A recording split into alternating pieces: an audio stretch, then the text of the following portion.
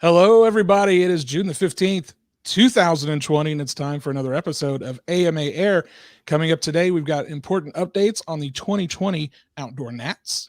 And we have some special guests bringing you some new information about government relations and an upcoming issue of Model Aviation magazine. And the third and final Where Will You Land campaign video drops today. We're going to tell you all about it and more today on AMA Air.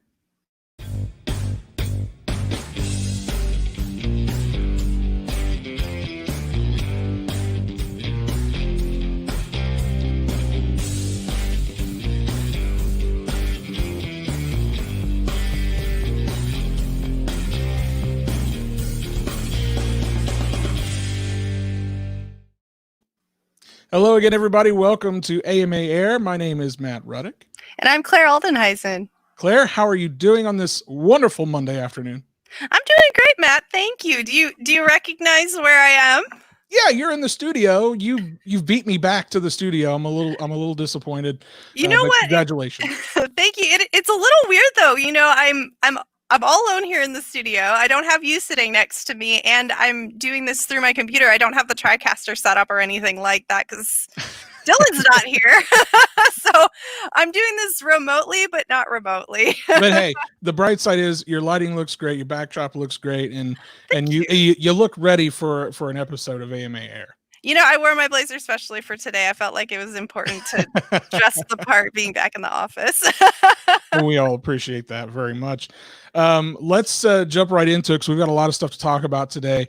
As you mentioned, we've got some special guests coming up later. We've got Jay Smith from Model Aviation magazine. We've got Tyler Dobbs, who's our government affairs director. They're going to be joining us a little later. But first, let's start with the big news from this past week, as we've got some updates on the AMA Nats. We mentioned over the last couple of months, I think at this point, that June 10th was going to be the day that we would know definitively what was going to happen with the 2020 outdoor Nats. Well, after careful deliberation, the AMA Executive Council has agreed to not cancel the 2020 outdoor Nats. This decision is aligned with state and federal guidelines for events concerning COVID-19. The 2020 AMA Nats will take place to the extent that individual Nats organizers plan and conduct their respective events. Additional safety measures will be in place to protect our members, staff, and community. Nats participants and visitors to the International Air Modeling Center will have limited access to AMA facilities and should anticipate a scaled-back Nats experience. Now, listen, if you have additional questions and requests for more information, they can be directed to Yolanda Jones and Joyce Hager, whose information can be accessed via modelaircraft.org/Nats. Again, that's modelaircraft.org/Nats, and clicking on the updates button. That's the best place you can go to get the most up-to-date information.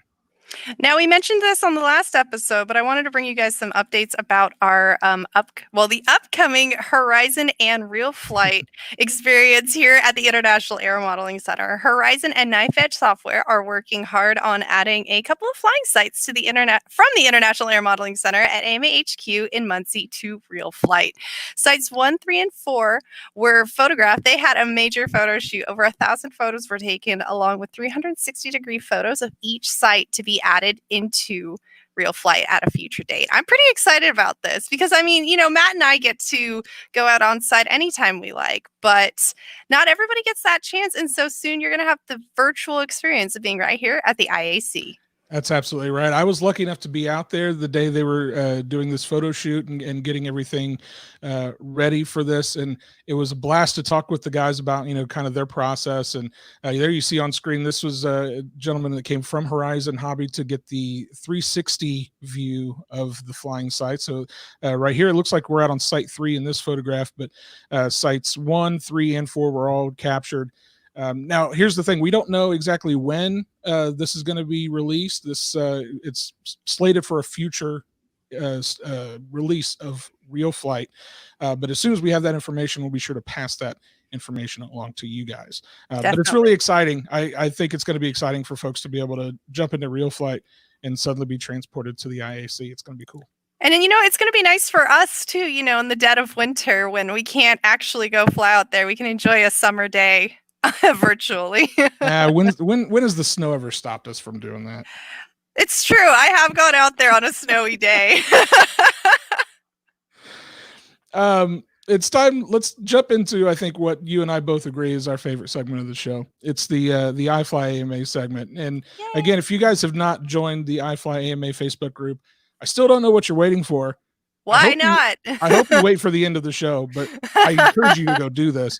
Again, it's facebook.com/groups/ifly AMA. There's so much cool stuff to be found in that Facebook group. And it's such a great time chatting with everybody and seeing what they're flying and seeing, you know, what they're doing out at their club fields. But I wanted to share something that I saw over the last couple of weeks that really got me pretty excited. Charles Baker shared his video from the Indianapolis RC Modelers Field near Morristown, Indiana, which is just outside of Indianapolis. He was flying his Park Zone Habu ducted fan jet, and his fellow club member Robert Goff used his FPV quadcopter to get some really cool air-to-air footage. I know Robert pretty well. He and I fly together quite a bit, and I was really excited to see this video pop up because I love air-to-air footage. I just love it. It looks great. This is a great example of some. Oh man, I could watch this all day. Just end the commentary. We could just watch this. It's so right. Like, I feel like I'm there. I love these chase videos. You get that FPV sort of experience there, and what a beautiful flying site. You know, I've never been there in person, but now I kind of want to go over there. We might have to take a little road trip, Matt. I got to tell you that's one thing that really struck me was how gorgeous their flying site is. I gotta commend Robert though. I mentioned, you know, he and I fly together. He's a heck of a pilot, and he's got some really good smooth footage there. This is not easy stuff to do. I've tried it before, and it's a lot of fun, but it's not easy. So it's kudos. A little more fun to be the spectator because you're not worried. Yeah, exactly. So I want to thank Charles Baker for posting that video and sharing that experience with everybody in the Facebook group.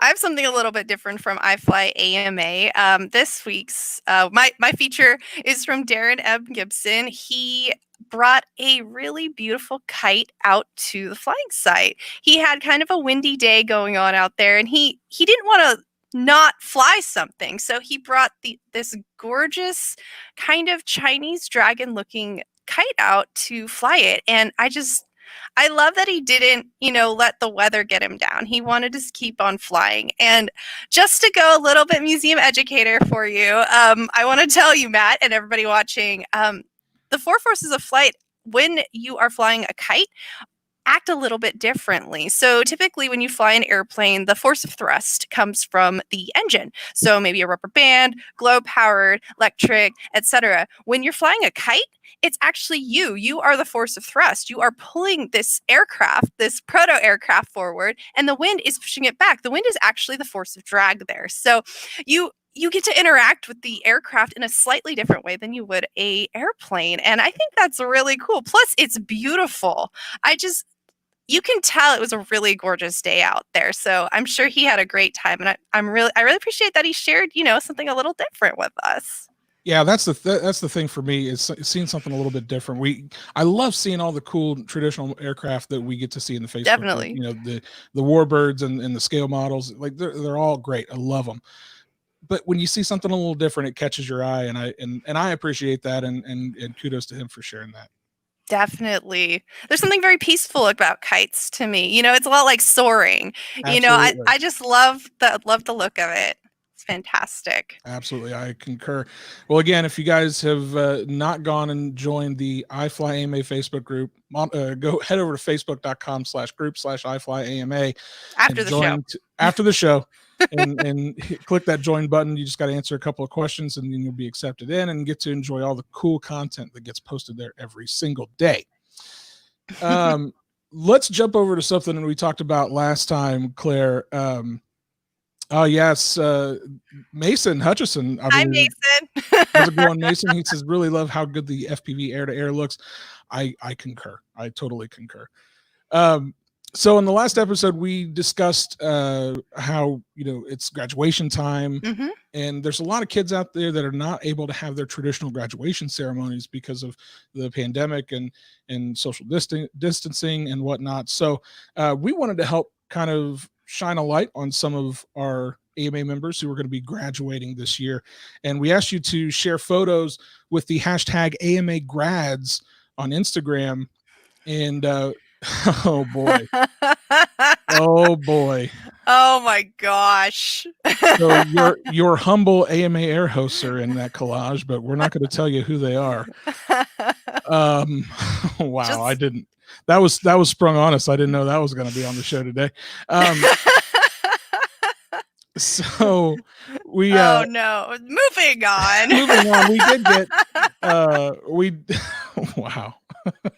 We did get a few entries, and we wanted to share one with you guys today. This is Kennedy. She's graduating, and Claire, I believe she's gonna be majoring in engineering. Yeah, and she was featured in the September 2019 issue of Model Aviation magazine, so you can learn a little bit more about her and her aero modeling experience in the past. So congratulations, Kennedy. Thank you so much for participating in AMA grads. Yeah, absolutely. Again, that's the September 2019 issue of Model Aviation that you can go read about her. So go check that out in your back issues. Well, it's that time of the show where we're going to have our first special guest. I'm really excited about this. So we've got Jay Smith. He's the executive editor of Model Aviation magazine. He's going to be coming on to talk to us a little bit about the July issue of Model Aviation. Jay, hello. Welcome to AMA Air. Hi, Jay.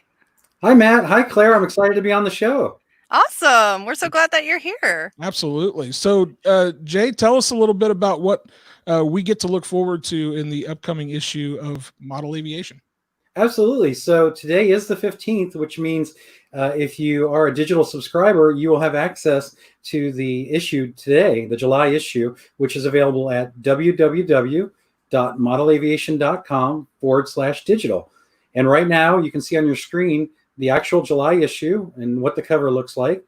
So I'd like to kind of take everybody quickly through the features of that issue. So it has an article called Do-It-Yourself Laser Cutting that was done by Fitz Walker. We have an article, Common Questions with Bob Smith Industries.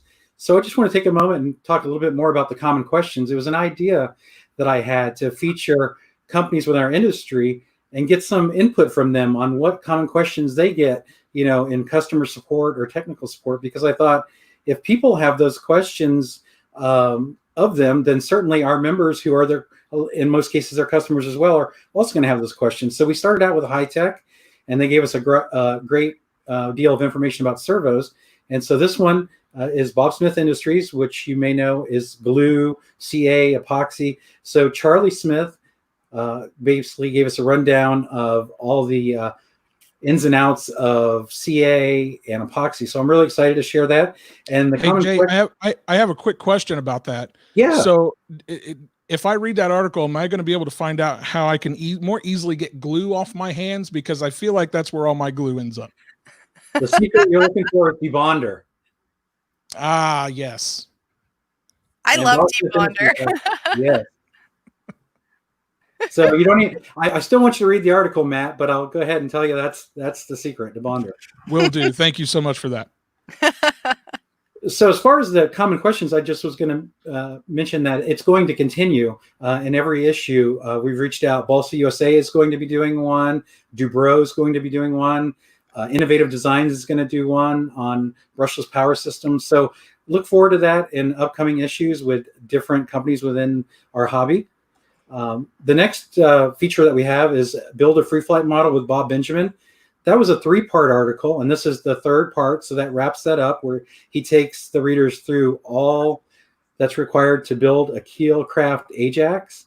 So we're really excited to finish that 3-part series, so everybody can see the whole process. Yeah. From there, we have Modernizing Speed 400 Models by Terry Dunn. Basically, back when we were flying brushed models before we had brushless and lipos, the Speed 400 was very common in electrics. And it's interesting that at trade shows and swap meets, a lot of times you can find models that still have that power system. So Terry kind of takes us through how to upgrade that to the newest technology and, save a little weight and get a little more power. So that's a great article if you have one of those models or are interested in that. And then kind of sticking with that theme, we also have an article called Power Recommendations by Greg Gimlick. and it's focused for electrics, as far as if you're doing a glow to electric conversion, or maybe you're building an electric from a kit, or maybe you got an airplane at a swap meet and you're not sure how to power it. So there's a lot of great information in there about how to figure out the right power system. From there, we've got the Sky Bunny Postal Contest, and it's written by Dave Gee. But it's really exciting because the Sky Bunny was actually designed by a gentleman named Bill Warner. And sadly, he passed away this year on March 12th. But we want to honor him, and we want to honor the fact that he wrote for Model Aviation for 20 years. He had a column, and he made several designs, and the Sky Bunny was one of the most popular.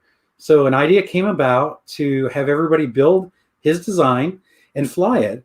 And basically, this allows you to fly that model wherever you are in the world over the time frame of Saturday, September 5th to Monday, September 7th, and you log your flight time, and then you'll turn that information in on a website that all that information is located in the article.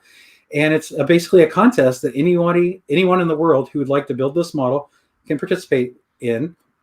And I want to share that if you want to build the model, there's two options. You can get a laser cut kit with everything that you need in it available for you, or if you have all of the products needed to build the model, you can also get just the plan only from the AMA plan service. So there's definitely options, but I hope everybody will think about taking part in building this model and celebrating Bill Warner and some of his great designs. And then lastly, we have a review. It's the FMS Avante V3, and that was reviewed by John Barnes. So not only do we have a print review, but we also have a video, which you can see now. So John did a great flight video for us. Oh, wow. Yeah, it's a really neat jet, and it's actually the third version. They've continued to upgrade it and modify it. So John takes the readers through the changes. And so John always gets great video for us. So it's definitely worth checking out if you're interested in EDF jets. And that basically rounds out the July issue. And as I said, if you're a digital subscriber, it'll be available to you later today. And if you're a print subscriber, you can look for that later this month. I also want to share with you something that I'm really excited about. And that is we're going to be launching a new show called Model Aviation Live. And basically, I'm going to be the host, and it'll be all around all things model aviation. So I'm hoping to build more community around model aviation and share with you what's going to be in the print magazine, to share with you exciting digital exclusives, and to basically communicate with our community, with AMA members and non-members and people who appreciate everything that this hobby has. So I'm excited to interact in that way. So I can share with you as of right now, the first show will be in July, and we have a website. It's basically www.modelaviation.com/live. So as we get more details on when the first show will be, I'll be happy to share that information there. But you can look for guests to be on the show, like columnists or writers or advertisers. So I'm really excited to be able to do that and just build more community and kind of, if you will, step outside the magazine. And so I'm really excited, and I hope that you'll join in with me and participate and give suggestions on things that we should cover in the future. Awesome. Yeah, we're really looking forward to launching that new show. Again, that's going to be sometime in July, probably around the middle of the month. We're going to have specific information on that release date here coming soon. So be sure to check out that web address, modelaviation.com/live. It's going to be really fun. You guys are going to enjoy it. Jay, I want to thank you so much for coming on AMA Air and talking a little bit about the July issue.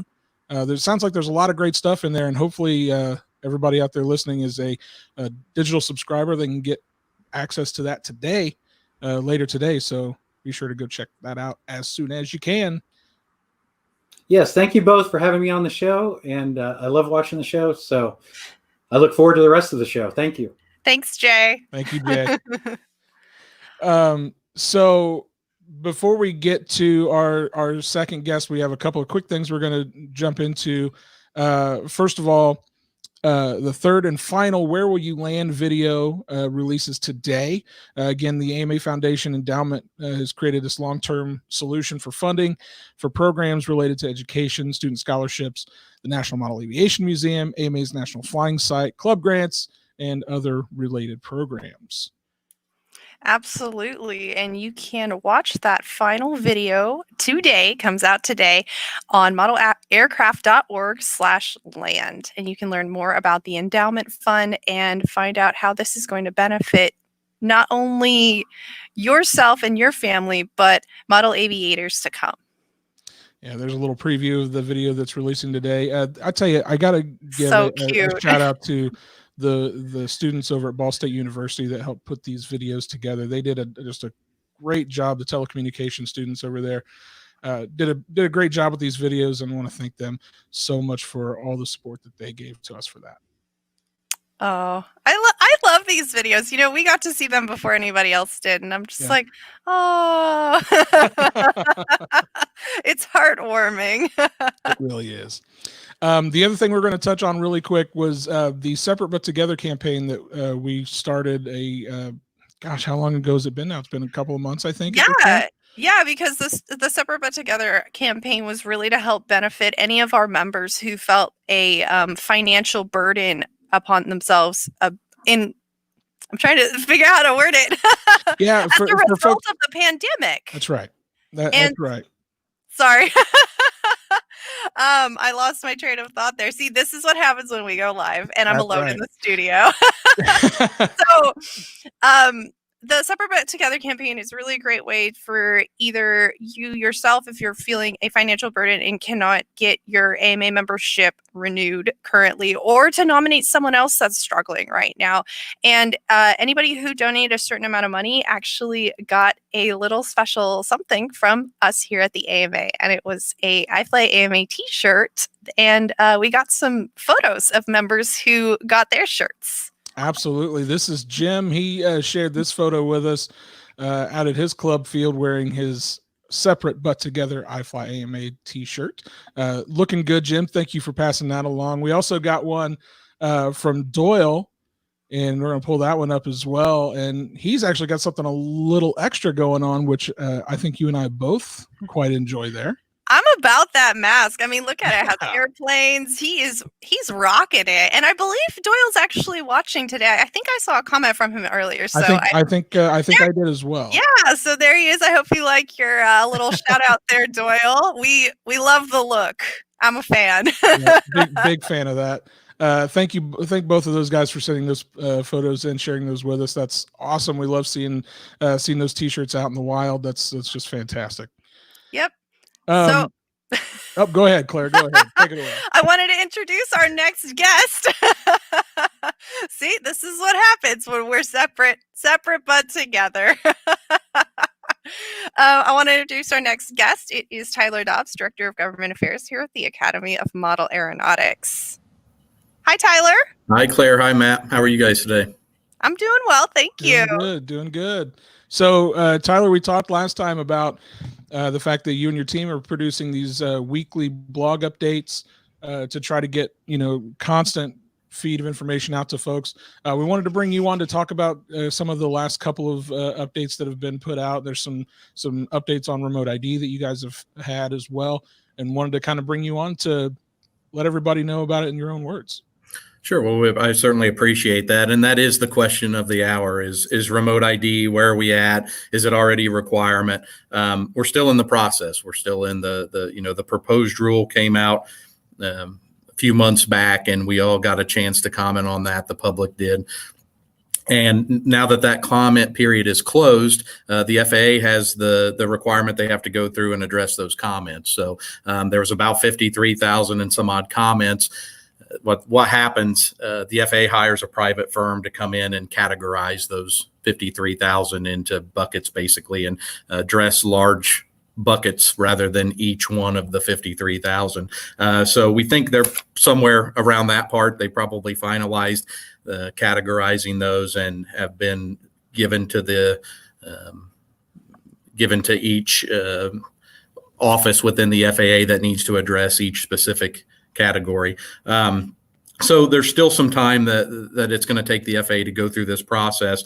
And we need to keep in mind, this is a security rule, not a safety rule on remote ID. So we need to bring the DOD into this, the Department of Homeland Security, and others. Obviously, the Office of Management and Budget will need to weigh in. And Matt, I think it was maybe 4 or 5 months ago, you and I had Jim Williams on, and we kind of sat down and discussed how this rulemaking process took place from start to finish. So, that's probably a good podcast to bring up, and maybe folks can go back and watch that and get an idea of the different steps that this is going to go through.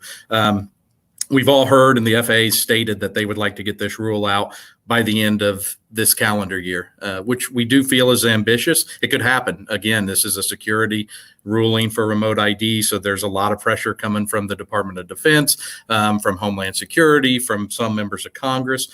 So the FAA is getting pressure. They could push it out by the end of the year. Again, we feel like that's a little ambitious. It may come after that. It's not uncommon for deadlines to be missed, but we're moving forward like it is going to come out at the end of the year. So we're continuing to work with industry stakeholders, EAA, AOPA, Google's Project Wing, and others. We're continuing to meet with members of Congress, both aviation subcommittees under the House and the Senate. We feel like the exemption for fixed flying sites should be permanent. We feel like if a remote ID rule is going to be required for everyone, we would like to see an app-based solution rather than an equipage-based solution for aircraft. It makes more sense. It removes the burdens from manufacturers.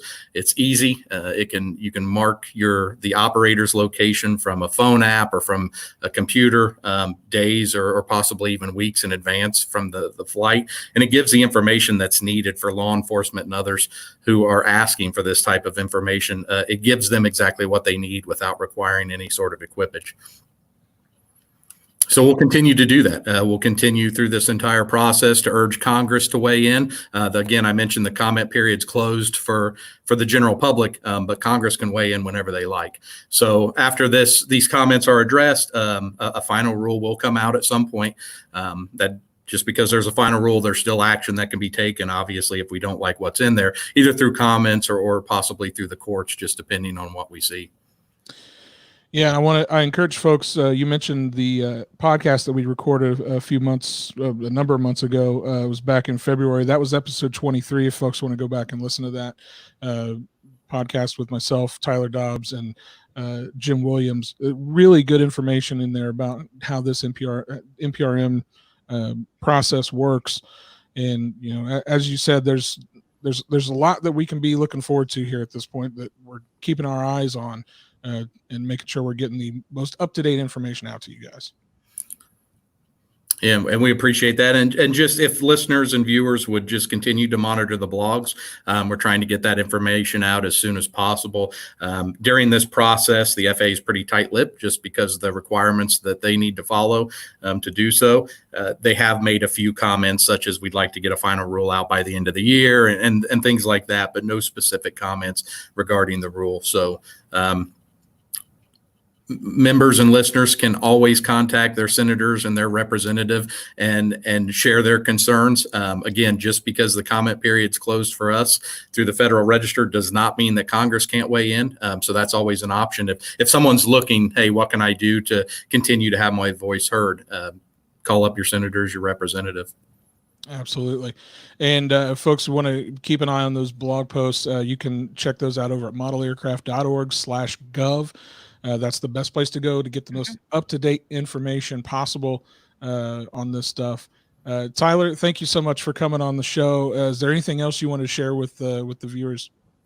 I think that's it. Again, continue to monitor our blogs. If you have any specific questions, if you want to talk or share your concerns, you can reach out to me or anybody on the Gov team, and we're happy to address those. So thank you both. Awesome. Thanks, Tyler. Thank you, Tyler. So the last bit of content we have for you guys today, we got an email last week, and Claire, I think I'm going to let you take this one because I feel like this one's right up your alley. This was such a cool message for us to get. Oh my gosh, yes. So we got this great email from Marissa, and she tore out a page from Model Aviation magazine and included a model of an F-18 Navy fighter jet. And her email, she was saying that she loves model aviation and she hopes to someday fly an F-18 when she joins the U.S. Navy. And I can't tell you how much this email warmed my heart. Like, for real. It really was just such a uplifting thing to get. I'm speechless. It just made me so happy. I adored it. And, you know, I sent Marissa an email back and I said, thank you so much. I can't wait to see you flying that jet someday, Marissa. I totally believe in you. And I love that Model Aviation is helping her pursue her dreams. So, you know, that fan mail, I have to tell you. So I actually have this envelope full of cards that kids have made me from field trips that I keep. And oh my gosh, sometimes when I'm having a bad day, I actually go through them. They're like, thank you so much, Miss Claire, for teaching me about model aviation. I'm like, oh my God, it's all worth it. You know, it's something that we talk about all the time, but yet I still feel like we don't talk about enough is the pathway from model aviation to just some incredible careers and life experiences. And this is just another one of those examples that, you know, this young girl, I think you know, she sets her mind to it. She's going to grow up and she's going to fly one of those airplanes. She sure is. She definitely will. Absolutely. I 100% believe it. So we thank Marissa so much for sending that email into us. That's just, it's so cool. Like I said, we get those. We all get to look at it, and it's so cool for us to see, and brightens our day up. That's for sure. It really does. It really does. Well, that's about it for this week's episode of AMA Air. I want to thank all you guys for watching, and be sure you like, share, comment, and subscribe. And if you're not already a member of the AMA, what are you waiting for? Go to modelaircraft.org/join. Absolutely. And until next time, for everybody here at the AMA, we'll see you later, aviators. In a while, model flyer.